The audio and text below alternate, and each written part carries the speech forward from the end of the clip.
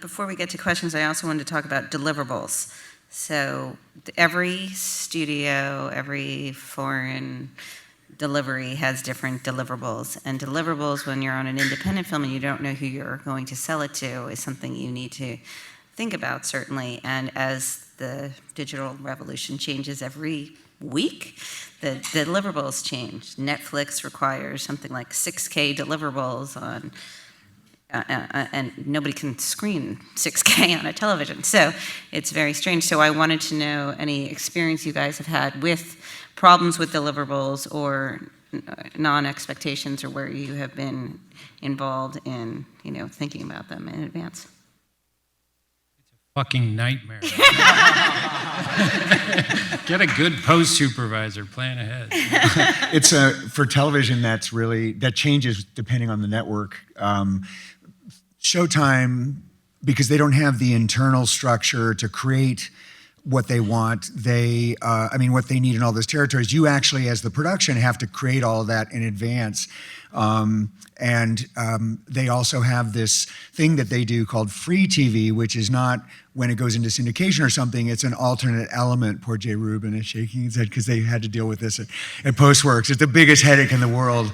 But you have to know ahead of time that you're gonna have to provide a completely sanitized version of your show as a deliverable along with everything else. And it doesn't count as a delivery until all those various pieces have been made.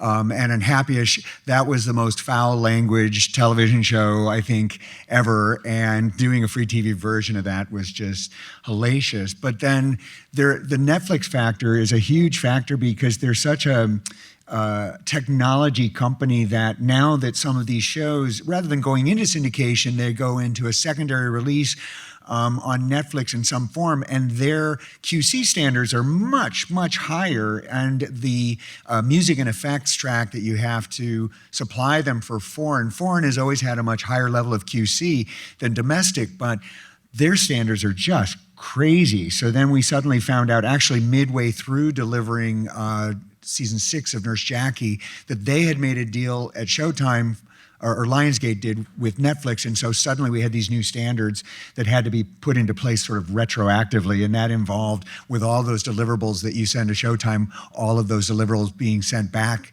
to the facility to be fixed with new problems that were discovered with these new standards. So it changes. It changes every network and every year with every show. It is a big headache. The film that Jen and I are working on now, we shot at 120 frames a second in 3D. So we're delivering, we can do 120, 60, 24, 2D, 3D, 2K, or 4K. All those combinations are possible, and we don't know yet, from a marketing standpoint, which ones we're gonna do. But just in prep, part of the reason to shoot in 120 rather than 60 was to be able to generate a 24 easily, without just shooting at 48, which we didn't want to do. So, in addition to all the other deliverable issues, we've got all these other variables because there's so many different versions of this film, and we had many meetings and much planning about just what's going to be technologically feasible, and then we have to consider what's going to be possible in theaters by the time we come out, which will be next November. It is amazing to think about. When we talk about like the beauty pass, or we talk about all these different formats that we can do, like the digital revolution was supposed to make things so much easier. And in so many ways, these things that weren't possible and that made things very complicated. It's made one thing easier, which is that we used to, shooting on film, you'd have 4:3, and we'd have to protect on the top and bottom of frame for the airplane version. And now everything is HD and has a different format, so that's actually gotten kind of nice. We still do have to do our 178 pass, but I'm shooting a movie on 35 millimeter film right now, and I got to tell you, it's quite refreshing. What's it like? It's kind of amazing. There's an incredible discipline on set. You don't just roll the camera like crazy. Right. Yeah.